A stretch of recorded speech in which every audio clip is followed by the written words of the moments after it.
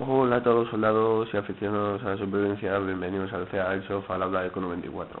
Bueno, hoy trataremos sobre otro tema de la supervivencia. Hablaremos sobre qué es la supervivencia, sus generalidades, sus aspectos, etc. Bueno, comencemos. ¿Qué se entiende por supervivencia?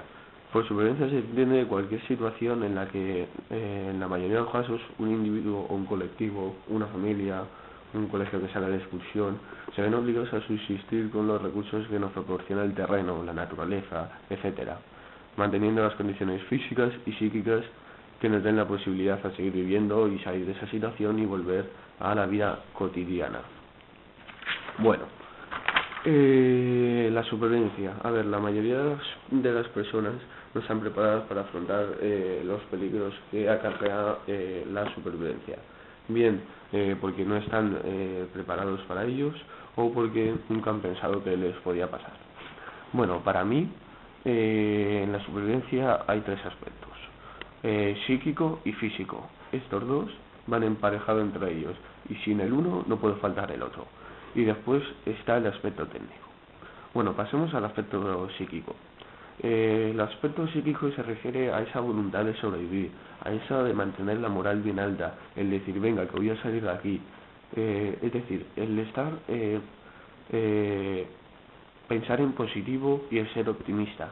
Porque en numerosos casos se han podido dar ejemplos de hombres que han sido capaces de pasar muchos días sin comer ni beber, sepultarse en la nieve con un frío intenso o aislados en un bote en medio del océano durante semanas sin agua ni comida. Esto se debe a una gran capacidad psíquica, a una mente muy fuerte.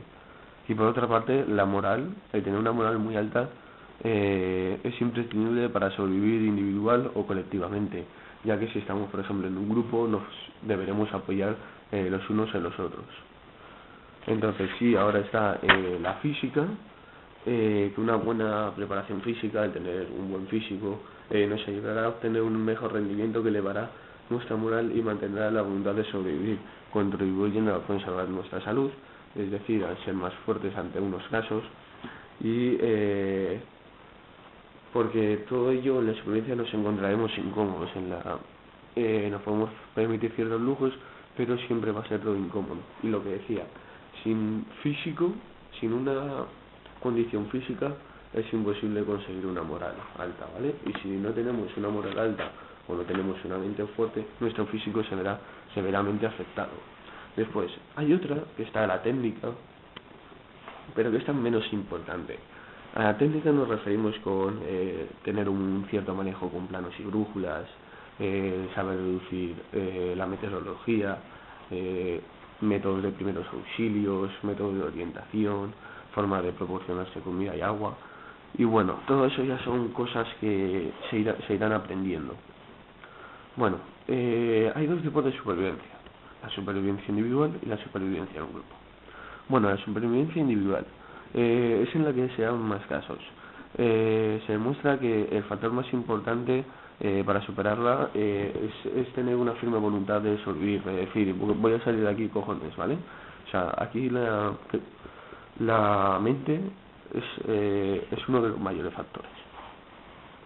Y especialmente cuando se está aislado, que nos surgen problemas emocionales, que pueden resultar en miedo, soledad, desesperación, hasta el aburrimiento, la tenaza en la voluntad y perdiendo el sentido de la realidad, de la situación, o cayendo fácilmente en el pánico o en el agotamiento moral. Y después, además, los peligros de la mente, como las lesiones, las enfermedades, el dolor, el hambre, la sed o la fatiga, influyen en nuestra voluntad para seguir adelante. Y cuando no se está preparado moralmente para superar obstáculos como que nos podemos encontrar en un ambiente de supervivencia, las posibilidades de permanecer vivos son mínimas. Es decir, siempre hay que hacer un cierto énfasis en la mente, ¿vale? O sea, estar siempre entretenidos, por ejemplo. Y después, por ejemplo, la supervivencia en grupo presenta cierta ventaja, ya que, por ejemplo, nos podemos distribuir las actividades entre los individuos, y así como la disminución y en la supervivencia colectiva disminuye considerablemente el sentido de soledad, del miedo y la menor desmoralización de ciertos individuos, siempre apoyando a los que se sientan más débiles.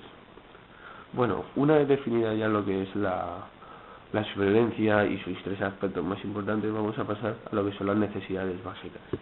Las necesidades básicas son, yo voy a nombrar tres, pero hay muchísimas. Yo voy a decir las más importantes, que son como la protección contra las inclemencias del tiempo, es decir, hacernos un refugio, el resguardarnos, etcétera. El agua, que sin ella es imposible sobrevivir, y la alimentación, que no es tan necesaria como el agua, pero tampoco se puede resistir un largo tiempo sin ella. A ver, está dicho que, y se ha demostrado, que sin comer podemos aguantar una media de 2 semanas. Esto ya depende de cada individuo, pero sin agua no podemos sobrevivir más de 2 días. Esto ya depende del individuo, del ambiente que estemos, porque no es la misma deshidratación que podemos encontrarnos en un ambiente tropical que en un ambiente desértico. No es lo mismo el calor que hace en la zona norte de España como en la zona sur, cosas como esas. Ahora vamos a pasar a los estados emocionales, donde nos encontraremos fácilmente como una falta de seguridad, un sentimiento de desamparo y de inferioridad a causa del miedo, el dolor y las heridas. En numerosos casos sentiremos impotencia y, por supuesto, perderemos la noción del tiempo. Debemos conocernos a nosotros mismos, cómo reaccionaremos ante determinadas situaciones y cuáles son nuestros límites de tolerancia, tanto físicos como psicológicamente. Para ello debemos adaptarnos al calor, la sed, el hambre, el dolor, la falta de higiene, las incomodidades, luchando para superarlas. Y en condiciones adversas existen una serie de tensiones, y esas tensiones pueden ser producidas por el miedo, que, a ver, el miedo es un tema muy extenso a hablar, y bastante interesante. A ver, el miedo es normal y es necesario, produce ese instinto de conservación y es una forma natural de un estímulo energético. A ver, el miedo en su cierto modo, en su cierta dosis, por decirlo de alguna manera, nos prepara y prepara el cuerpo para afrontar ciertos peligros. Se puede decir que es como una especie de inyección de adrenalina, se puede decir, pero no es tan, o sea, que no es como la adrenalina, es lo que quiero decir. A ver, y el miedo nos afecta al control de nuestra conducta, que nos puede llegar a convertirse en pánico, lo que provocará reacciones negativas. La separación entre la valentía y la cobardía, entre la preocupación y el pánico, no es clara a veces, pero en cuanto el miedo puede conducir a la valentía temeraria o a la precaución inútil o peligrosa.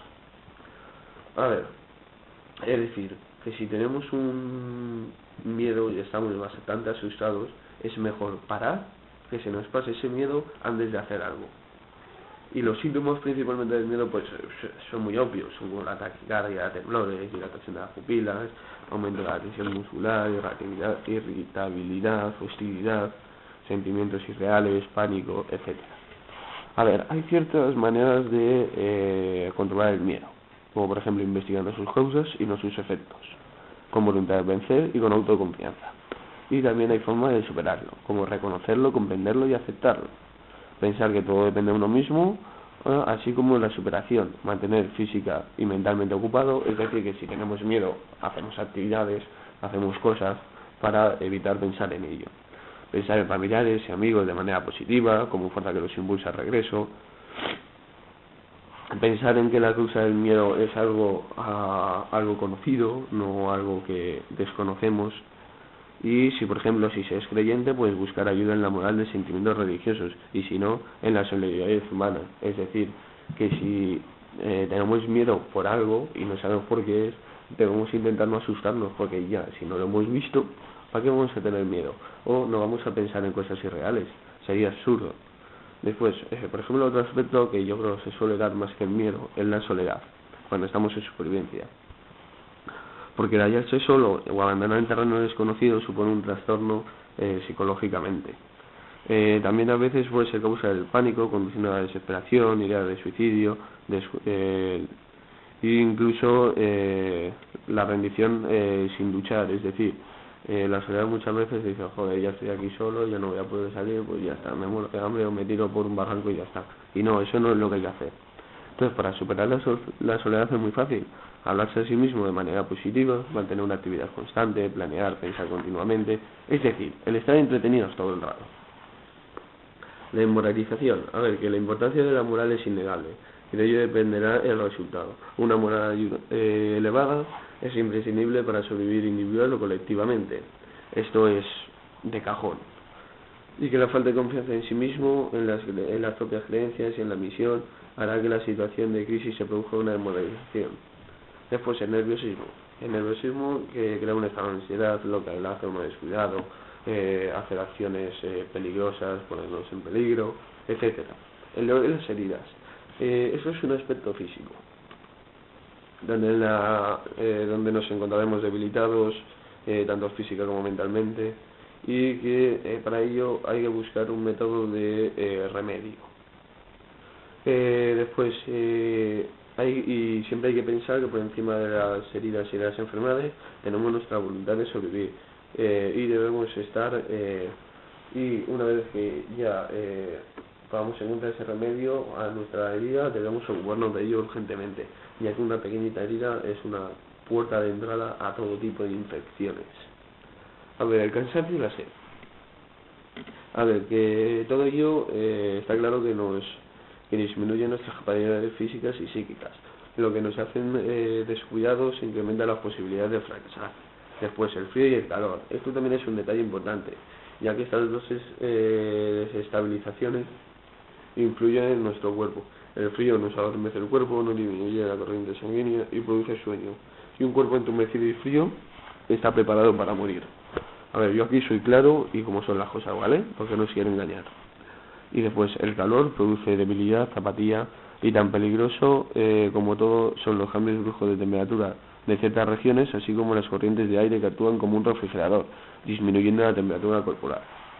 A ver, la temperatura normal de un hombre es de 36,7 más o menos. Esto ya depende de cada persona. Y un incremento de 3 a 5 grados sobre lo normal durante un periodo prolongado puede producir la muerte.